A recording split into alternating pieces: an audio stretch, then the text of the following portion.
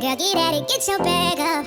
Hit that gym and get back fine. Go get that degree, go girl, focus on me. Unlock potential that you didn't know you had in you. Fuck that nigga, ay. Oh yeah, it's time to mix it up and get your glow, girl. I know that you gon' get it, you got so much. Don't let nobody tell you that it's over. I want you to know that, girl, you got it, you got it. Oh yeah, yeah, yeah, you got it, you. Hey guys, hope everyone's doing well, keeping safe out there. I just really wanted to touch base with you guys, really. First and foremost, I want to say welcome to everybody who's watching this video right now. Hope you guys are doing well. I hope your families are safe. I have a lot of stuff coming up in the pipeline. So if you ain't subscribed to my channel, please subscribe. I've got a thing called Bringing the Sauce. We've released episode 1 already. So if you ain't caught that already, the link will be up here for you to go and catch that. Really, I mean, I did a video with my friend and we spoke about some stuff and, some issues that we've had in our past, with exes and stuff like that. And a part of that video was talking about mental health, or we touched on it a little bit. And that brings me to talk about, the young man who passed away a couple of days ago, and his name is Richard. Firstly, I want to say, rest in peace, Richard, and my heart goes out to his family. It's a hard one, really, because when I first heard about Richard and him going missing, I just assumed that he was a young boy who'd had gone missing, and you know what teenagers do. Sometimes they just want to be free in the free life for a little bit because they don't want any rules and stuff like that. So that's what I initially thought it was. And then when I heard his parents saying that he suffers from sickle cell, which I know how hard that is because I've got a family member who also suffers from sickle cell, and I've got a friend who also has sickle cell, so I know it can be, it's not something easy to live with, right? So when I heard that and the fact that he needed blood transfusion and stuff like that, it made me go a little bit like, there's something here. But then, I was like, no. I mean, really, what is the likelihood? And then you see the CCTV that had come out, and you see him, coming out of a cab, and then when he's walking, he's got his phone out, and he's clearly like communicating with somebody. So to me, I'm thinking, they're gonna catch him at one girl's house. You know how these boys do in it. You're gonna catch him at one girl's house, and he's gonna, or he's just gonna stroll home, like stroll in through the door one day. So it was a shock to me, and I'm pretty sure a lot of you lot as well, to see that his body was actually found. And that's a hard pill to swallow, because what's the explanation for it? Like, the police are saying, at this time it's not suspicious, but why is it not suspicious? I mean, there was no phone activity on his phone from the day that he went missing. He clearly went to meet somebody because that was 20 miles away from his home. Okay, so he clearly was in contact with somebody. So that last person who he was in contact with will surely be able to give, some type of, information as to what was his state of mind, at least, right? And suicide, you're not going to drown yourself in a pond, are you? So how is his death not suspicious? It doesn't make sense to me. But then it also brings me on to, black boys and us black people, we get that, we don't get that urgency. Like, there isn't that urgent, there's no urgency to one of us going missing, or one of us to turn up dead. Like, there's no urgency placed on it. I mean, the police said to the mum, if you can't find him, then what makes you think that we'll be able to find him? Like, really? Like, really though, you know, to come out with statements like that, it's a lot, you know? And it makes me think about my kids that I have. Like, if I put myself in her shoes and imagine how she is feeling, there's no words. There is no words. I want to know, you know, because I was one of the people who was like, right, let's go to Epping Forest. Like, I want to go there. I want to be part of the search. I want to help. Like, I want to find this guy because he has to be there. He's not dead, you know, like he's there somewhere. So, you know, it was a big shock to me when I actually found out that, and it made me really, really sad. Yeah, it really did. What I want to say is RIP to DMX. That guy, oh my God, he was a legend. He had a voice like no other. And, you know, I know from the stuff that I read that he was battling with a lot of, you know, drug and alcohol stuff, but it's like that for a lot of people who is in the limelight, you know.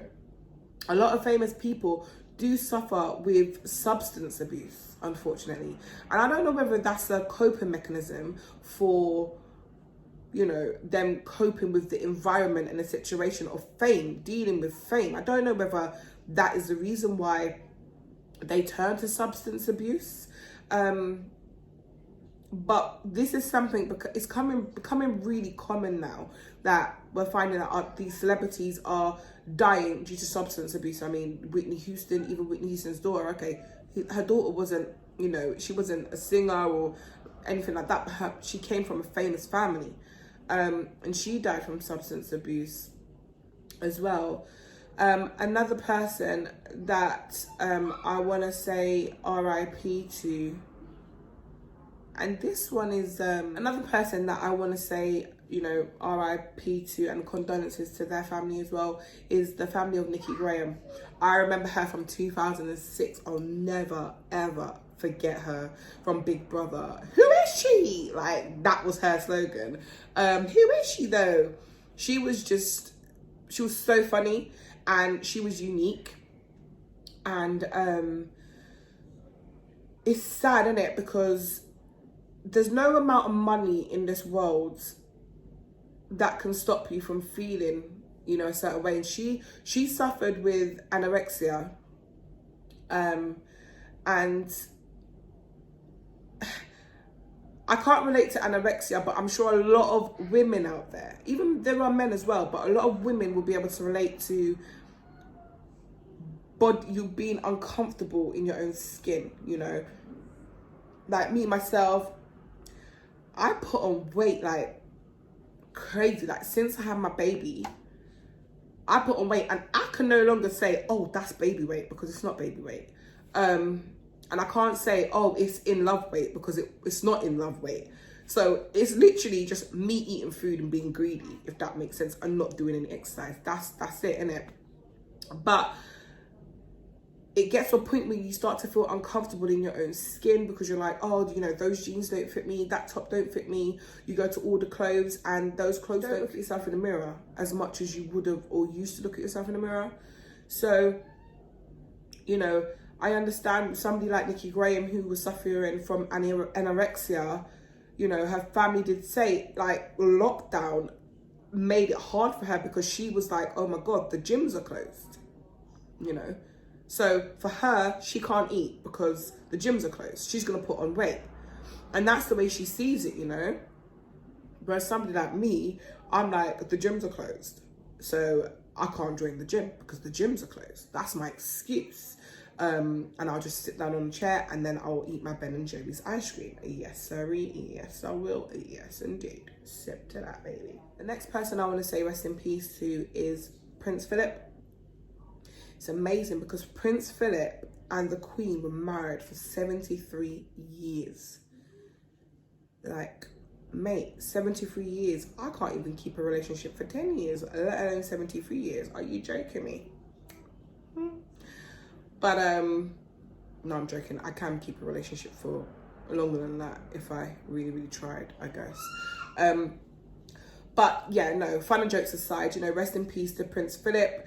You know, it must be hard losing your life partner. Now that's a life partner, who you've been with for 73 years, and for him to go. But he's had a good life, you know. He was old. Like, how old was he?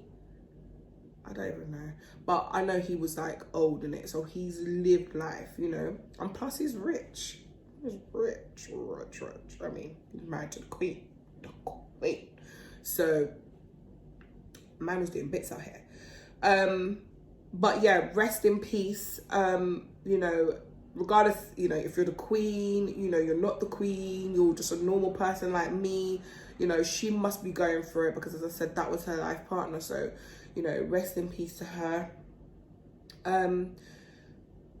I do want to say that we all need to do better, because this is trying times right now. And I know they're saying, you know, especially in the UK, I don't know what you lot's countries are like, but right now in the UK, they're saying in a couple of days, you know, we're going to open up and our shops are reopening, because we've been on a lockdown. And it's scary times, but we need to do better, because tomorrow's promised to nobody. So, you know, if you've got beefs with people out there, squash it, dead it. If you've got animosity against people out there, dead it. If you've got people out there who you just dislike for no reason, dead it. Because in a blink of an eye, that person who you're beefing could be gone. And that person who you're beefing could have actually meant something to you. And, you know, you was warring them for no good reason. And then they're dead. And you can't make amends. Or you may have family members who you're not even reaching out to. Like, you know, it's like, oh, yeah, I'm going to call you back, and you don't call them for like 10 days. Like, that kind of thing. I'm guilty of that. I do that. You know, I'm like, oh, I'm working. And you got to sit down and think. Because to me, my family's everything to me. Like, they're everything to me. And without my family, I wouldn't be here. So we need to do better, guys. We need to make sure we're reaching out to our loved ones. We need to make sure that we're showing our love and our appreciation for our life. We're showing appreciation for life. Do you understand? And another thing I want to say, you know, a lot of us are out here and we're saving money and all of that kind of stuff. Make sure if you're saving your money, yeah, you're saving your money for a reason. You're not just putting money down just for the sake of it. Make sure you've got an end goal to that. Because I hope you know, when you're dead and gone, it goes to the government if you're not smart, all right? So make sure you're investing. If you got enough money to invest in property or buy land or, you know, buy a car that is going to be an investment, you know, not one of them little hoopties, like a little Ford Fiesta or something, like a little hoopty. I'm not talking about that. I'm talking about a proper car that is going to hold its value. Then invest in that kind of stuff. As I said, if you're all right to buy a house and then make an investment that way, do that, because at least you're leaving something for your kids. At least you're leaving something for your family. We got to start doing better, guys, and we got to start thinking bigger. Because if this last year has showed me or taught me anything, it showed me to appreciate my life that I have. It showed me to appreciate my family. It showed me to appreciate my children and everything that I have, that I've been blessed for. That I've been blessed with. It's taught me to appreciate waking up and taking another breath every morning. You know, because there's people out there who's not been able to do that. There's people out there who have lost nearest and dearest. Like, one of my best friends, she's lost someone near and dear to her. And I can't imagine the feeling that she feels. I can't imagine. Do you understand? So my thing is do better. Yeah, you.